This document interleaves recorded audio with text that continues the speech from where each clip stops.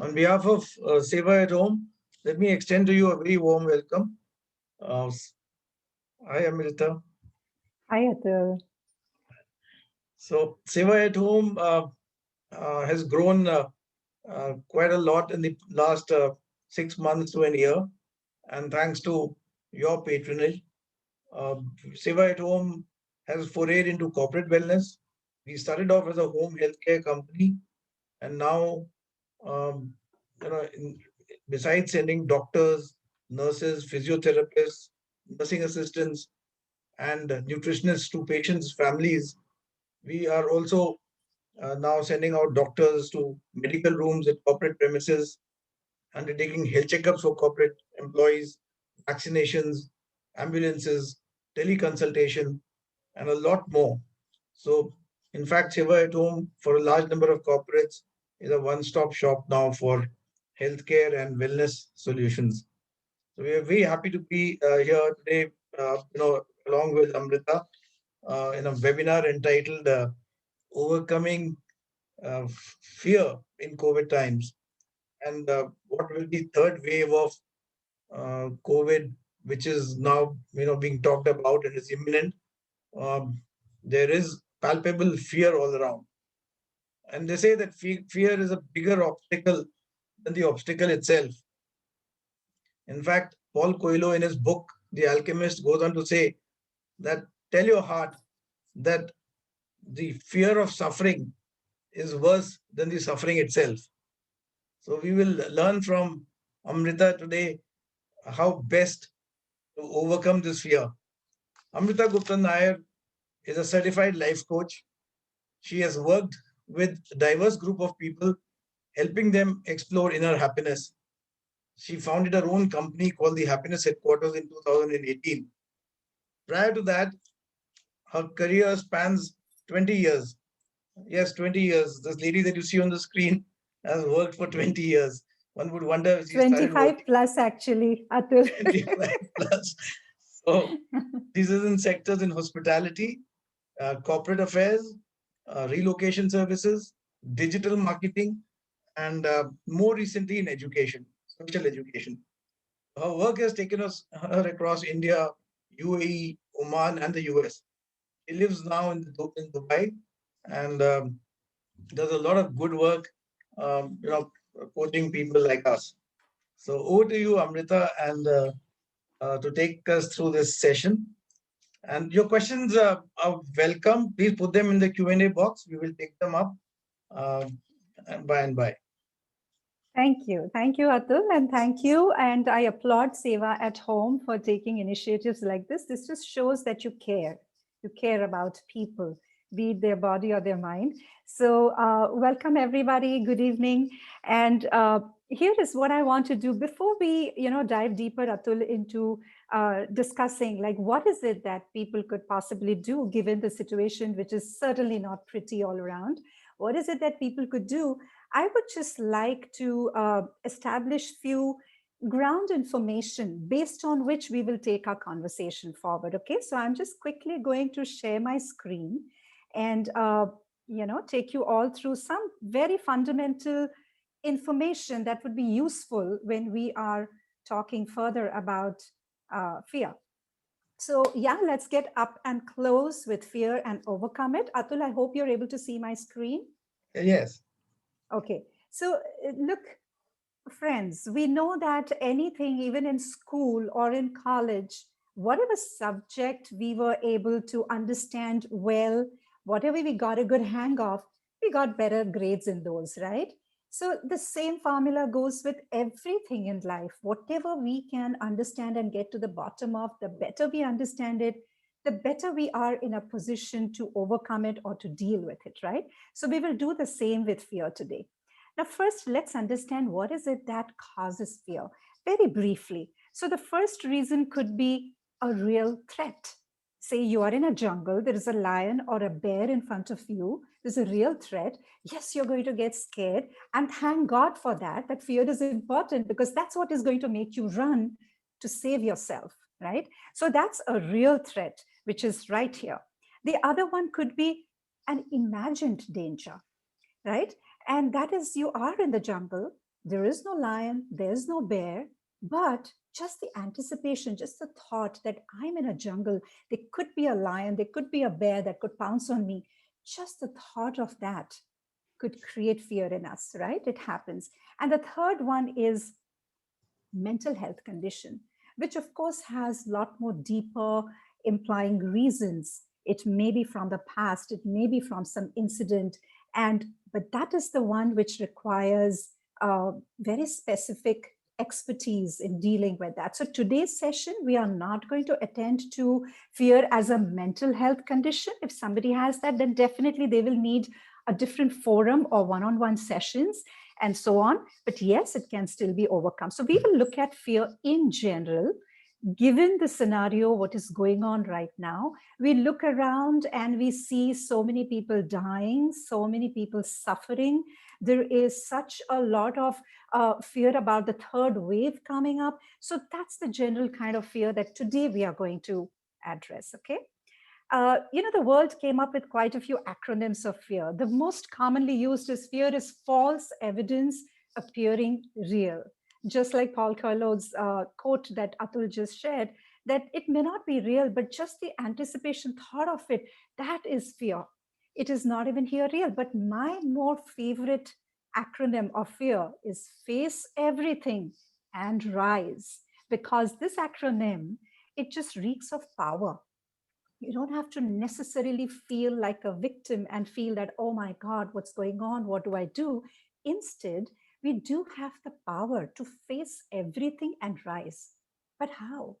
When all these things happen, they start disturbing your mind. You're slap bang in the middle of such disturbing news just pouring in from everywhere. How do we face everything and how do we rise above it? So today's session is mainly aimed at addressing some of these things. Now, connected with fear is always a word anxiety.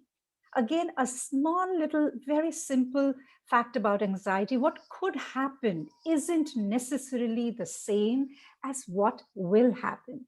They say that the secret of happiness for children is just one fact.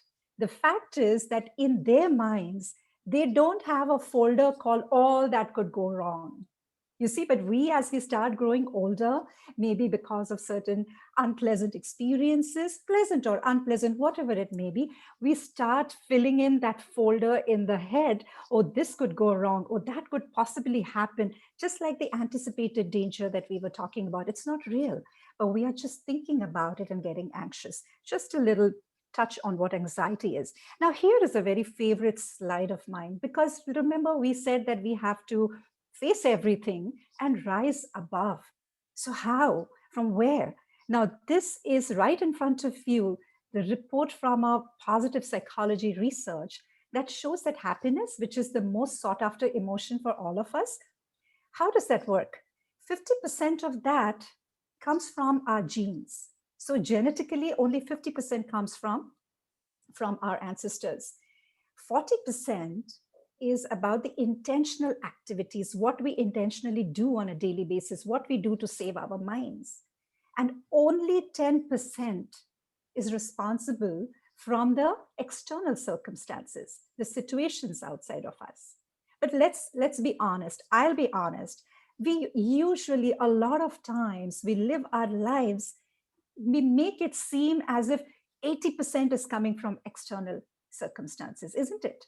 Don't you agree? Like sometimes we feel everything is because of the external circumstances. And this is why I really repeatedly like to keep revisiting this slide, because this is a reminder that I do have personal power, which is to the extent of 40%, which is quite a big deal. So I do have control over certain things that could possibly help me change my mood, make me happier, make me feel better, no matter what is going on.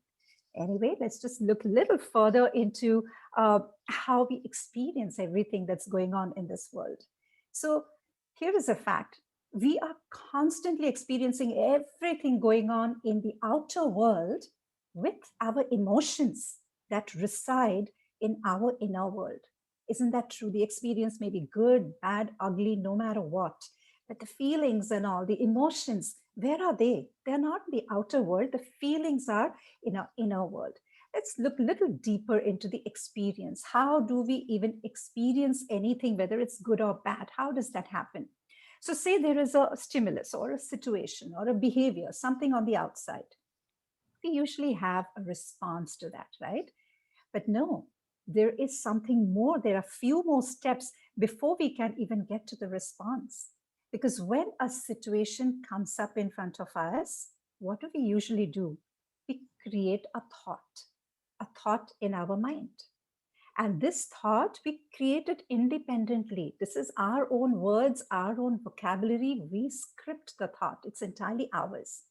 Now, whatever the thought I created as a result of whatever the situation is outside, that is going to lead me to certain feelings and emotions. If I thought well about something, I got happy and excited. If I did not feel good about something, I'm feeling low. So there's a connection between what I'm thinking and how I'm feeling. And whichever way I am feeling right now, that is going to take me to my response in terms of my words, my action, my behavior, or maybe I don't say anything, but I feel something inside. Everything is as a result of this entire flowchart. So where is the turning point? Because the situations, we don't always have control over it. And right now we can see we have no control over so many things. But where is the turning point? It's our thoughts. We do have a choice. We have the power to make a choice. How do I want to think about it? Again, I know some of you may be thinking, yes, it's easier said than done. She's saying, come up with positive thoughts. But how can you do that? Because when you are in the middle of so many things going on, the thoughts just pop up. We don't know about every thought taking permission from us. May I come in, please? And then we give permission. Yes, you can come. Yes, you cannot come. It doesn't work like that. So today we'll go a little deeper into seeing how is it that we can rewire and reprogram the thinking process so that it can lead us to feeling better, which can lead us to responding in a much more favorable way to no matter what challenges are coming up right now, right? Now, here is something very interesting in front of all of us. This is called Dr. David Hawkins' vibration scale. He was a psychologist, and he established by proving through scientific researches that every thought and every emotion, which of course is an ancient knowledge, that every thought and every emotion has a corresponding vibration. Why? Because we are all made up of energy. Everything and everything around us is made up of energy. And every vibration, of course, has a frequency. Now, this chart that you see in front of you, it's just a depiction of how each emotion has a vibrational number to it or a vibrational set point to it. So as you can see, shame, guilt, apathy, grief, fear, these are all at the bottom. These are low frequency thoughts. These are low vibrations. And we know that. These are not very good feelings. That's why it's called the suffering zone. And then there's the getting by, where there's desire and anger and pride and courage. So you're slowly rising up, and you can see the score is also going up. But where is it that all of us, no matter where you're from, no matter who you are, the one thing that we all are looking for is love, or we're looking for peace, or looking for joy? Do you see where all these emotions are? They're right at the top. They're between the score of 500 to 600. And this is also interesting to note that every emotion that you see listed out in front of you, we are all made up of all these emotions. These emotions are present in all of us, just like our body has so many organs, so many veins and nerves and tissues. We are made up of all these emotions. But yes, at certain times, certain emotions are more activated, the others are not, and therefore we experience it. Like anger, it's not like we are getting angry all the time, but some things, when they happen, it can cause anger. When some things happen, it can cause fear. So the important thing to note here is that certain things are leading me to certain emotions. My emotions, certain emotions are getting activated. They're coming in the forefront. And that's why I'm experiencing it. Fear is the same thing. When we're experiencing fear, it simply means that at this time, when I'm experiencing fear, the fear emotion in me is activated. So today we will look at how we can deliberately and consciously choose to activate the higher score emotions in us so that we don't have to suffer at the lower levels. But at the same time, don't beat yourself down if you're feeling fear, if you're feeling anger. There's nothing wrong with it. You must not beat yourself down and say, why am I feeling like this? This is not good. It's okay. And that's why I want to point out that we are all made up of all these emotions. The only thing is we will work towards ensuring that certain emotions don't show up as often, because then they take away the experience of life from us. And certain other emotions, they should come up a lot more so that we can relish and enjoy life no matter what keeps coming up, right? So at this point, I'm going to stop sharing my screen, Atul, and we'll just continue to, I think, we would like to dig a little deeper into fear before we can even start talking about what is it that, you could possibly inculcate in your day-to-day life, in your regular life. How can we even dilute this feeling, right? But it's very important to understand that there is nothing wrong, like I said, with these emotions. Fear and anxiety, for that matter, are also needed. It is required. Because if we do not have fear, if we as mankind, we didn't have fear, we would have become extinct long ago. We wouldn't have saved ourselves, protected ourselves from all the danger that man has faced, and still we are here to talk about it. So we wouldn't have been here. So fear is important. Even anxiety to a certain extent is very important, because anxiety sometimes pushes us to do better. If you're anxious Yes. about, and say, an exam, or you have an important meeting coming up, or a project, or whatever, a little bit of anxiety is definitely, very, very important. But the only thing is that we have to make sure that some of these emotions, like fear and anxiety, they must not become overactive. The problem happens when these become overactive. The presence is okay, but when they're overactive, that's not good. So we will look to activate the desired emotions so that we can experience life a lot better. But here is something I want to tell all of you, dear friends. Like, before we even get to any of the tools, it's so important to understand that if I want to change my emotional state of being, then I will have to change something about what I do regularly and every day, again and again, consistently. In one word, it's called a habit. Whatever we do repeatedly, consistently, it becomes a habit. If fear is coming up without permission, just like that, it's just happened, I'm feeling it, I should be able to feel courage and joy and peace also like that. It should become my nature. But how do I do that? I have to do something consistently, regularly to bring about that change. So, all the tools and techniques that come our way, if we listen to them and we say, oh, that's great, this is fantastic, but is it going to help me if I just listen to it and I just clap for it and I don't do it? So it is important to understand that we are not looking for intellectual data to keep increasing in our mind, where I know about this tool, I know about that technique, but we will have to definitely look to put it into practice. So the first tool that I'm going to talk about, before that, let me just draw an analogy of what I'm talking about. Now, by the grace of God, I can definitely say that all of us present today here, we have a shelter, we have a home. Everybody has a home, right? We live in a house. What we do at night before we go to bed, we make sure that all the doors and windows are locked and secured, right? But in the morning when we wake up, we do just the opposite. We open up all the doors and windows because we want the sunlight to come in, we want fresh air to come in, right? Now, this is exactly how we need to treat our emotional system and our mind. Our mind is exactly like a home.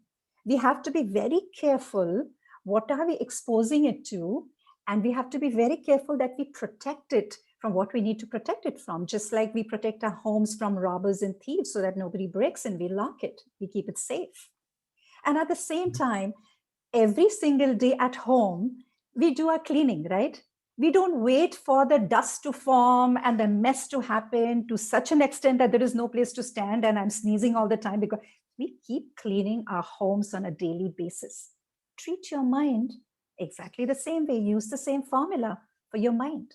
What are you exposing yourself to? Today, it has become even bigger challenge, Atul, I tell you, because look at what we are exposed to. There is a constant barrage of news coming in, data coming in. There is not just one news channel. There's not just one newspaper. This is so much of news and what is this news all about? How many such news is you're going to look at that news and say, yay, that's so exciting. Majority of them are so disturbing because yes, truly, we're in the real world. There are a lot of disturbing things happening right now. But do I have a choice to what extent? Like it's like your doors and windows. When do I lock it? When do I unlock it? I do have a choice.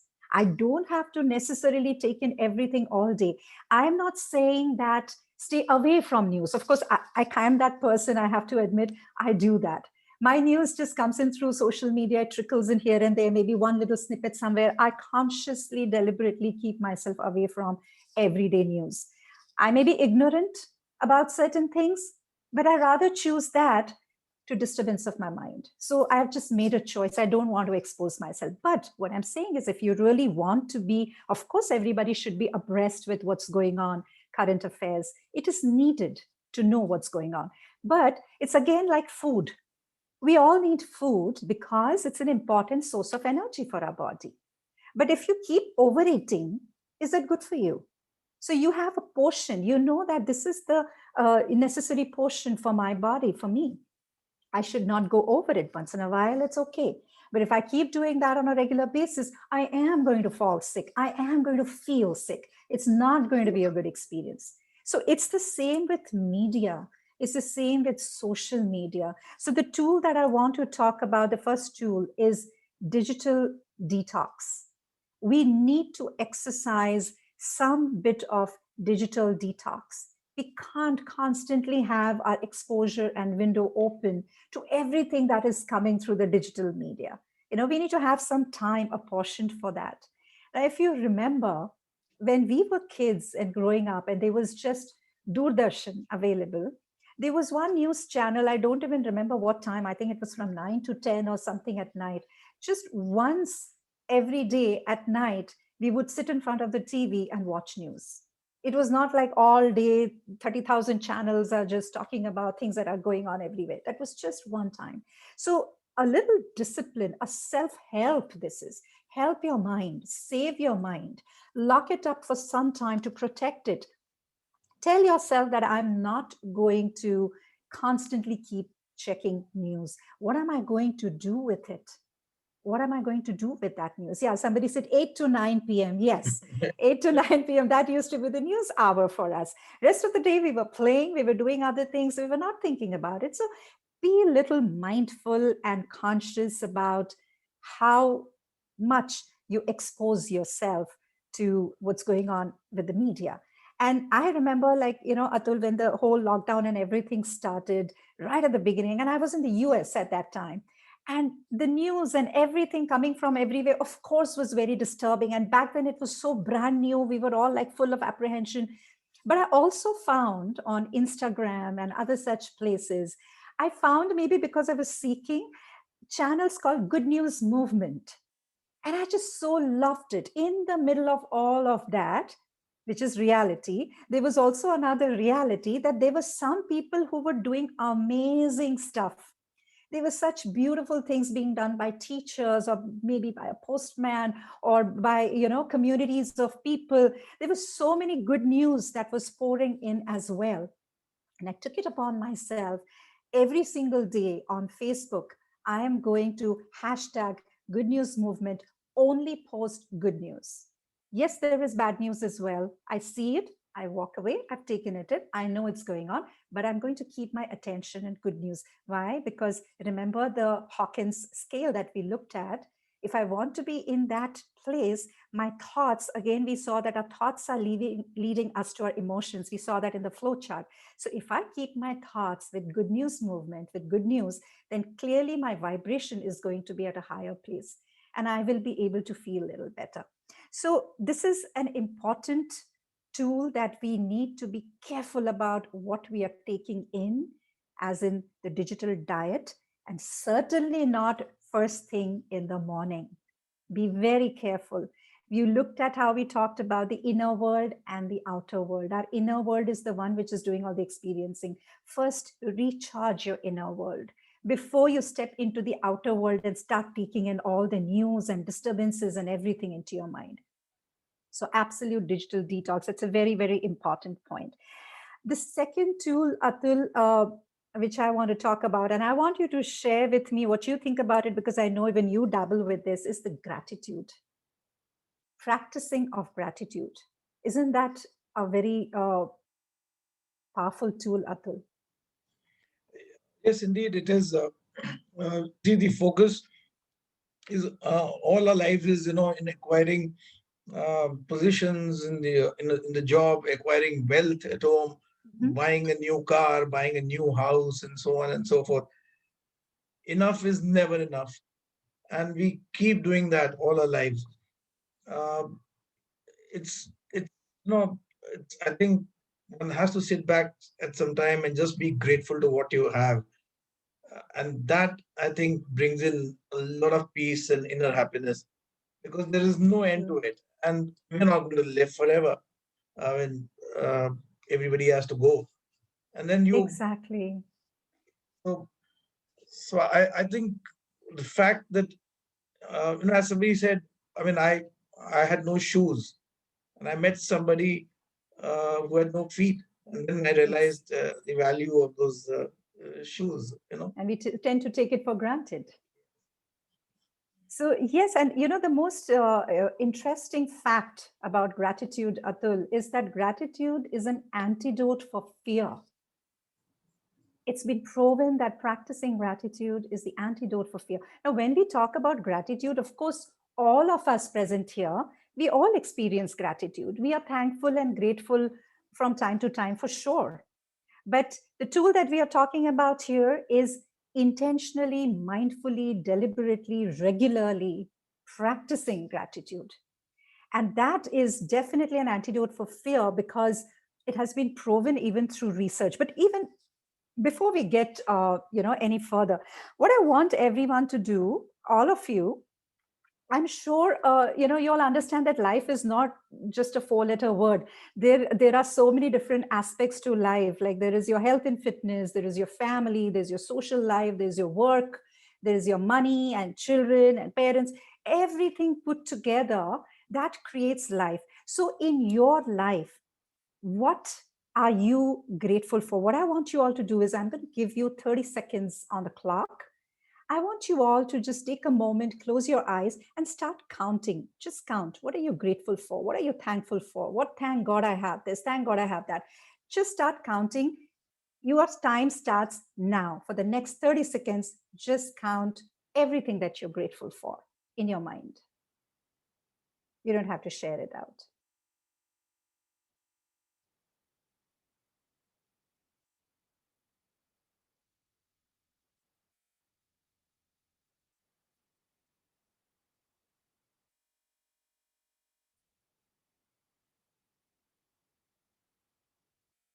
5, 4, 3, 2, 1. And time is up. So now what I want you all to do is, if you were counting, just use the chat box and share. How many things were you able to come up with? Were there 5, were there 10, 15, 30, 40, whatever it may be? Just share through the chat box. How many things were you able to come up with that you're thankful for, that you're grateful for right now? Go ahead. We are waiting for your answers. 15. Wow. Beautiful. Amazing. 15 things to be thankful for in just 30 seconds. Anybody else? Wow. 15. Any more? Come on. I'm sure you thought of something. There must have been some things that you are grateful for. 10. Very good. Very nice, Sunita, Richa, Ritu. Thank you for sharing. So I'm sure everybody, whether you're typing in or not, when I told you to think about something that you're grateful for, in 30 seconds, look at that, you were able to come up with 15 and 10 things in your mind. 14, 5, parents, healthy kids, family safe, job, hobby, Absolutely beautiful. 14. Yes, 14. Look at that. In 30 seconds, so many things we were able to come up with in our minds. Now, the answer or the beauty does not lie in the number alone. Now, I want you to share with me when you were thinking about these 5 things, or the 14 things, or the 10 or the 15 things, what was your state of mind? How were you feeling when you were thinking about these things? How was the emotion? Where was your state of mind? How did you feel about it? Just remembering the things that you're thankful for. Happy, yes, Richa. Happy, exactly. I'm sure most of you, relief, beautiful. Yes, what a relief. I have so much. Contented, beautiful, Ritu. Yes, you feel contented. Oh, I have been given so much in the different aspects of my life. Beautiful, beautiful. So, this is the important part. How did it make you feel?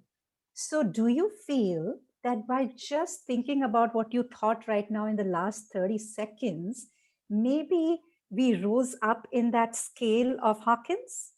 Because by thinking about things, it's making you happy, relieved, contented. These things were all on the top of that scale, if you remember. They were not at the bottom, they were pretty much at the top. That means we just lifted our vibration to a higher level in just 30 seconds by taking our focus and attention to what we are thankful for.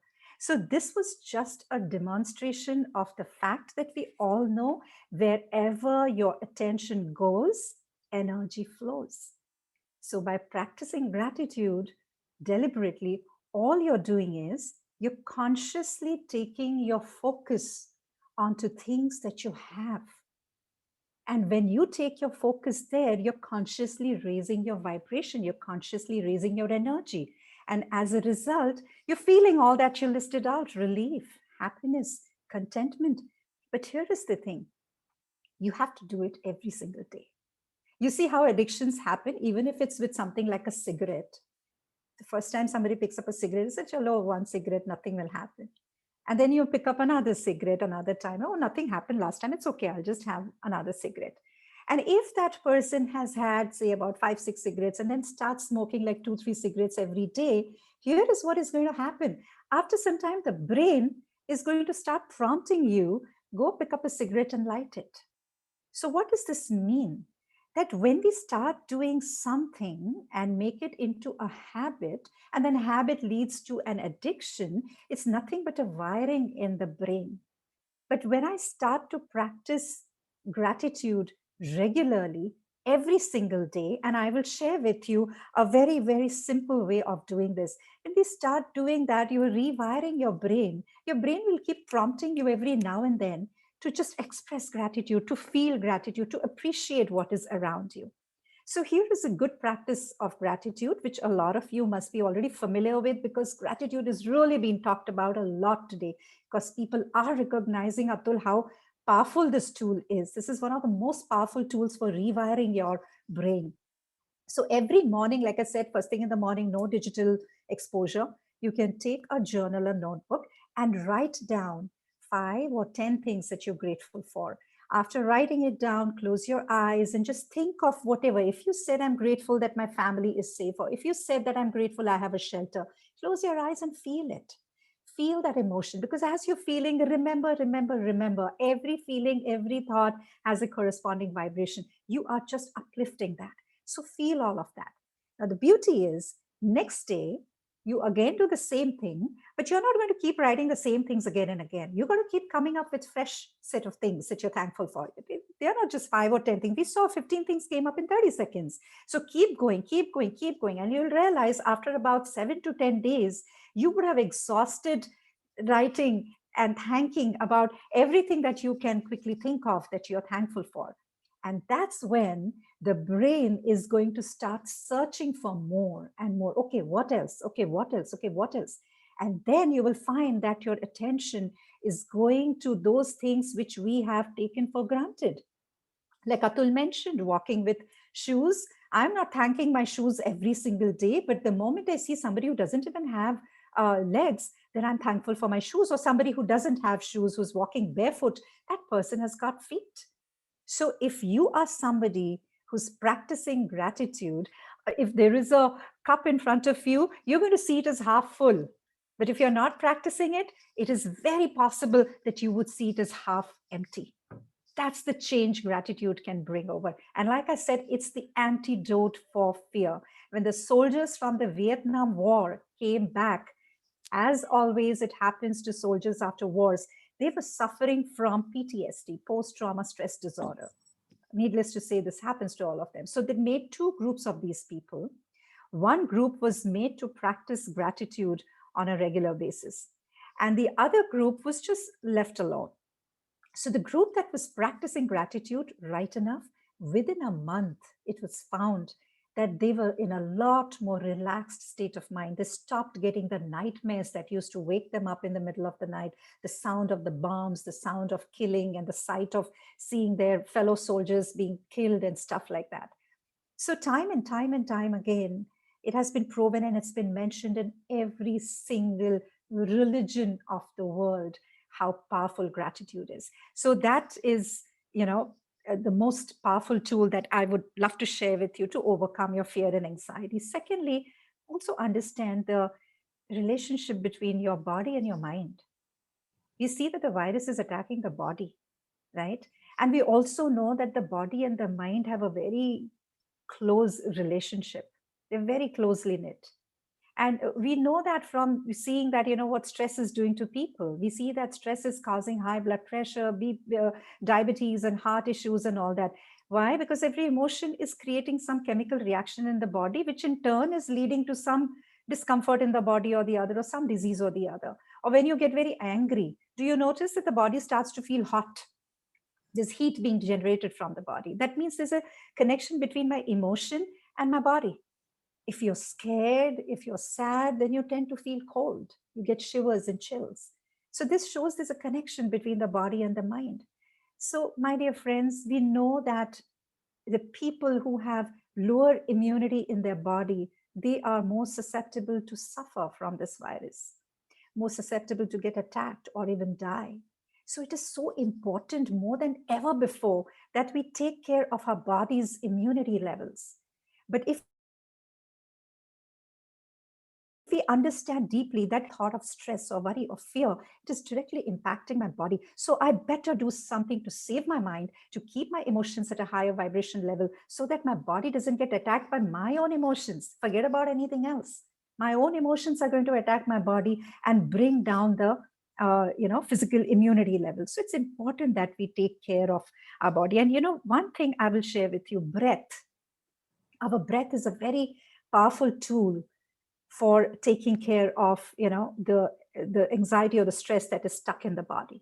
And I say this from being somebody who has been practicing Sudarshan Kriya, Art of Living. I have been an Art of Living teacher as well. I can tell you how breath works, because if you take a bottle which has a narrow neck to it, you can't put your hand inside the bottle and clean it if it gets dirty, right? We use a bottle brush, and with the bottle brush, we just go to every corner and we clean up the bottle. So as we go through life and picking up stress and tensions and worries and everything, these are all going and getting lodged into our bodies between cells as toxins, which is what causes disease in the body. But when we use breathing techniques, pranayam, and there's so much access to all this today. When we do yoga and using our breathing, breath is exactly like that bottle brush. It has the capacity to go deep into your body and pull out whatever stress is there, pull out all the, the disturbances which are stuck in your body, and it releases all of that. So practice of pranayam, practice of yoga, these are definitely very, very, important tools. Atul, how are we doing on time?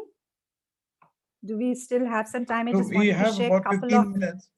Okay. Uh, So just couple of more tips, Atul. One, because, we talked about gratitude, where we are talking about all that we are receiving. Now I want to talk about even giving, because service or act of kindness is another emotion of compassion and love. And remember, that's why I shared that slide right at the beginning. These are high energy, high vibration emotions. So if you engage yourself in an act of kindness, doing something for other people. We see that right now there are so many people who have been sitting and constantly posting on social media, just complaining, maybe about the government or how nothing is working, things are not there, we are not taken care of, or whatever. That's an option. It may be true. I'm not saying it's wrong. But there are other people who have jumped into Seva.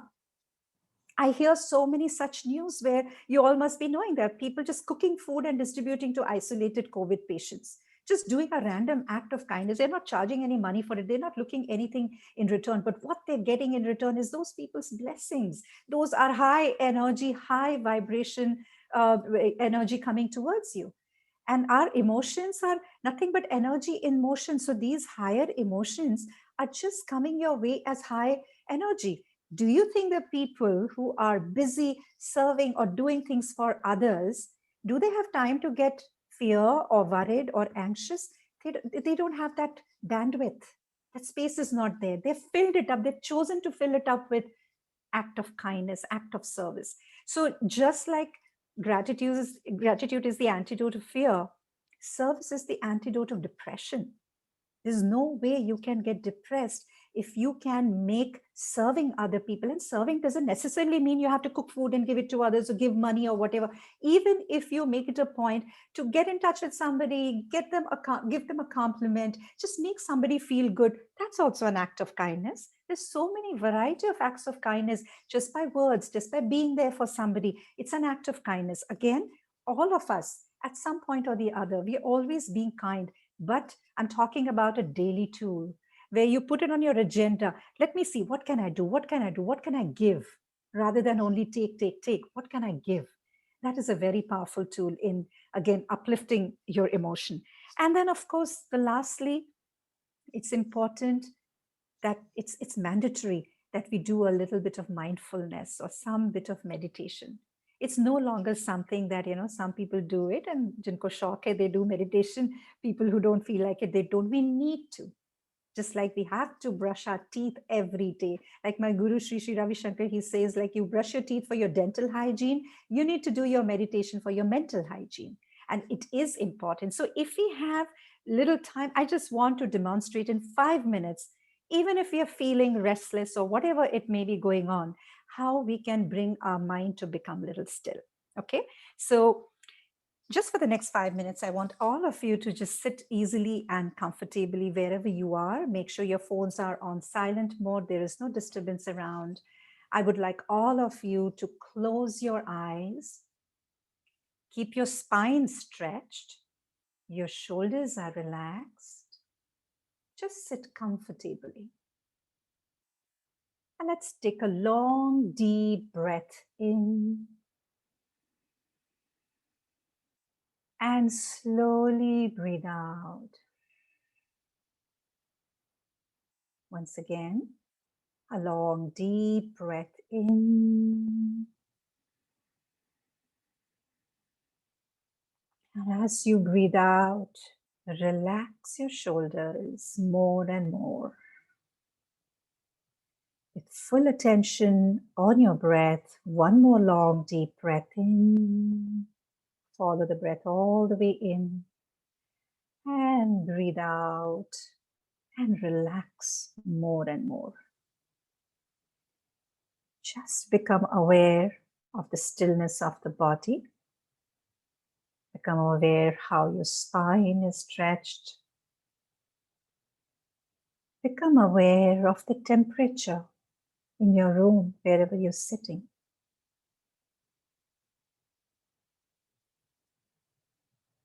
Just take your attention to every sound that you could possibly hear right now around you.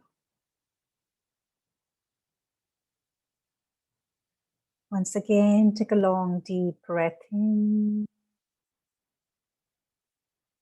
And slowly breathe out.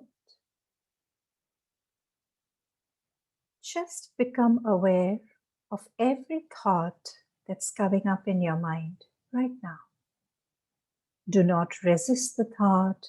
Do not judge the thought. Just watch. What am I thinking?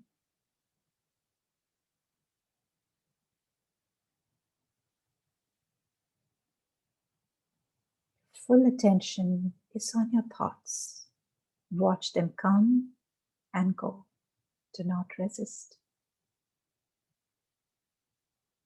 Now bring your attention to how you're feeling right now. What's your emotion? How is the mind doing?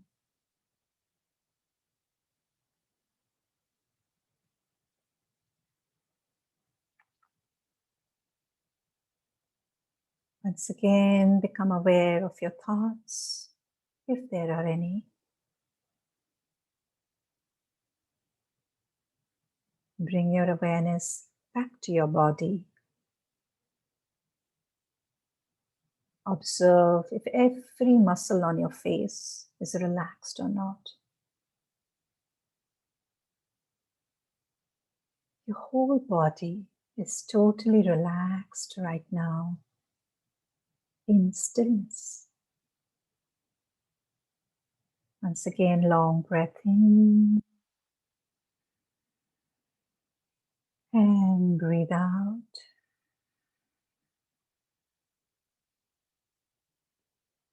Very slowly and gradually. Whenever you feel ready, you may open your eyes.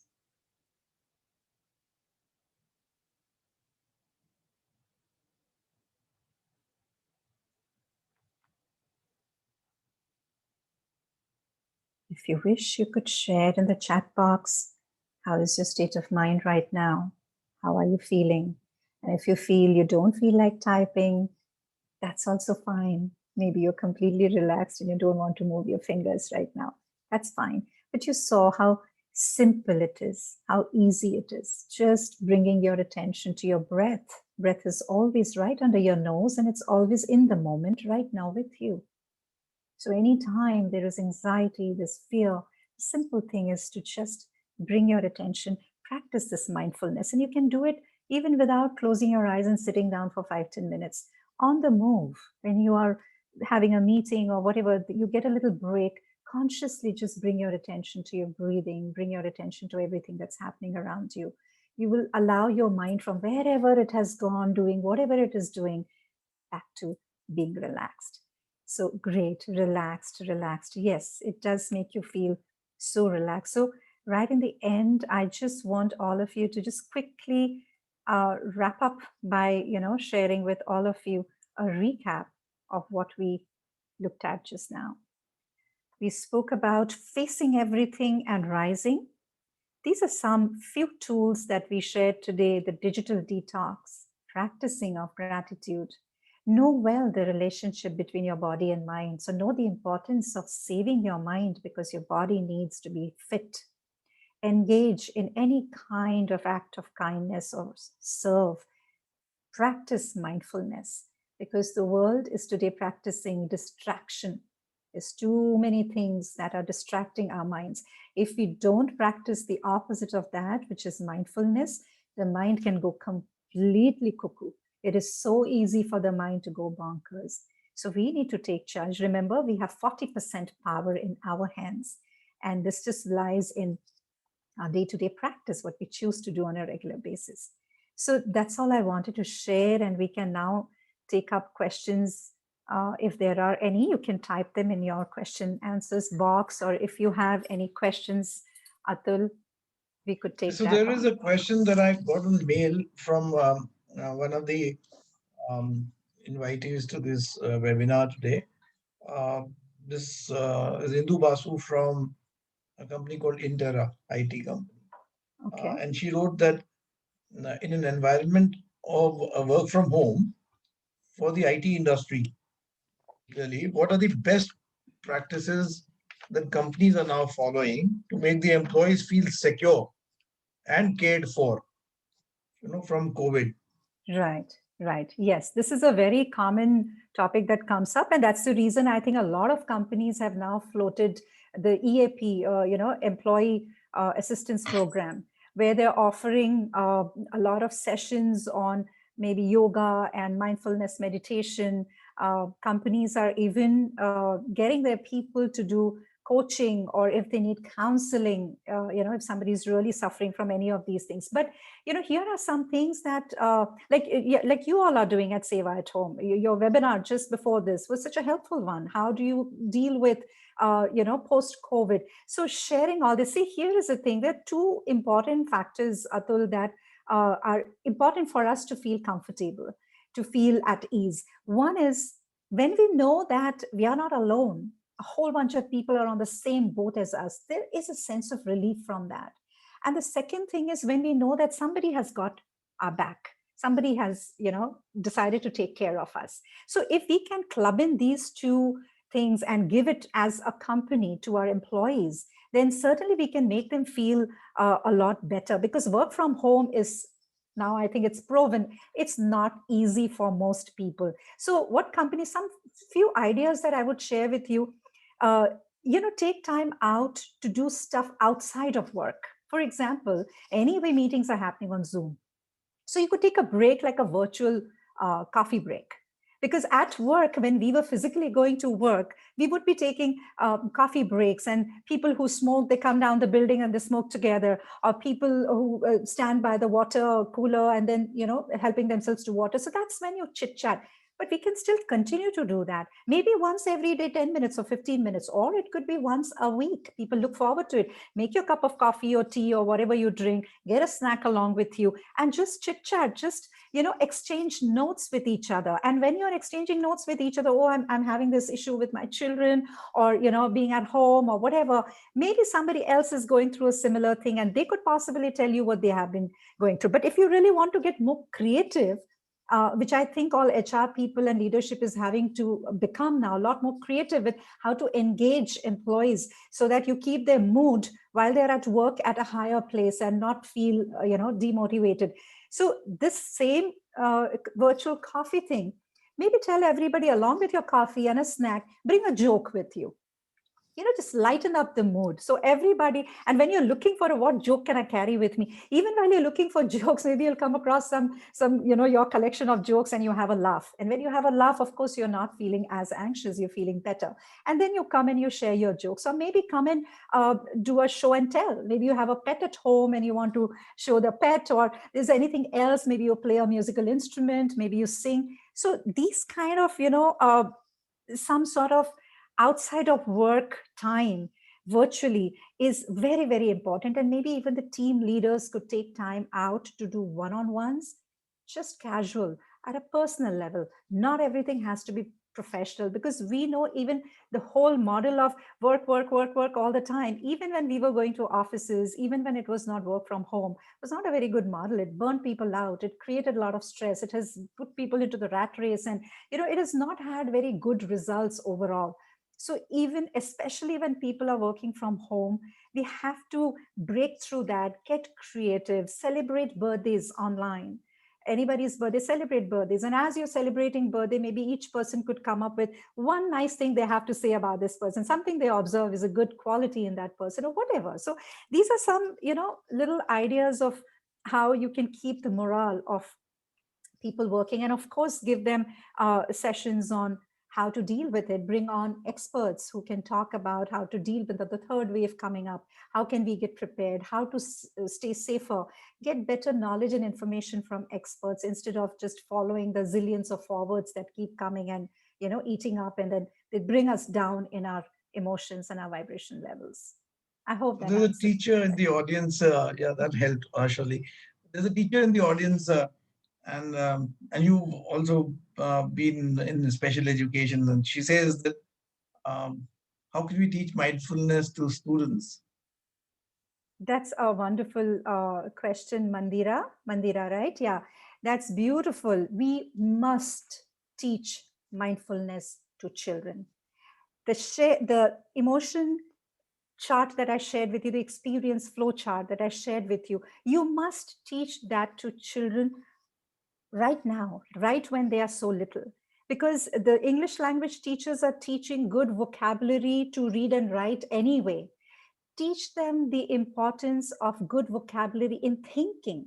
Generally, we tell as teachers and parents, think positive, but teach them the importance, show them how. And through the process of mindfulness, it does become so much easier, because if you can take your students through what we just taking your attention, make them understand the importance of the breath, the importance of being in the present moment. Show them some videos. There are lots of positive videos that show you how people, from following mindfulness and practicing meditation and everything, where they were and what happened. Sharing stories is very impactful with children. They will learn, instead of, if I go and tell a bunch of children, you need to practice meditation, let's do mindfulness, they may not be interested. But when you show them the stories of other children or other people who have been practicing, and you will find these videos where little children, not only in India, but even in the Eastern, particularly in the East, even if you go far east into Japan and China, all those places, a whole bunch of people, little children, are already practicing mindfulness. They're already practicing yoga. So maybe share those stories with them. And whatever we talked about today, let me tell you, everything applies to kids. I wish it would be taught in schools, rather than, after growing up, we have to sit at a webinar and then we bring our attention to stuff like gratitude and engage them in a random act of kindness. It should be part of, a lot of schools do that, I know, and that is how we can, bring this into the lives of children. Good question, Mandira. Very good. And this is my message to teachers out there. Consciously, teachers, we need to do this as teachers, because education system is building what is to come tomorrow. So we can start, apart from the subject content, which is important for them to learn, they need to learn how to live their lives joyfully. So thank you for so that much. question. Thank you so much, Amrita. It's always a delight talking to you. A lot of these practical tips that you've given us today, and also some of these things about gratitude and being in the giving mode rather than being on the receiving mode. Right. These definitely are very, very, very healing, and bring in happiness, and also overcome a lot of these negative feelings that one goes through. So thank you ever so much on behalf of Seva at Home, on behalf of the audience, Amrita, for being with us. God It's bless you. my pleasure. I've shared my details in case there are some more questions anybody wanted to ask and we did not cover. We were not able to cover that. Anything else you wanted to know, please feel free to reach out to me. I'll be very happy to answer your questions.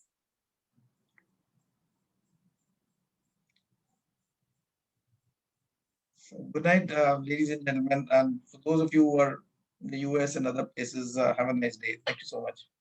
Thank you. Thank you, Atul.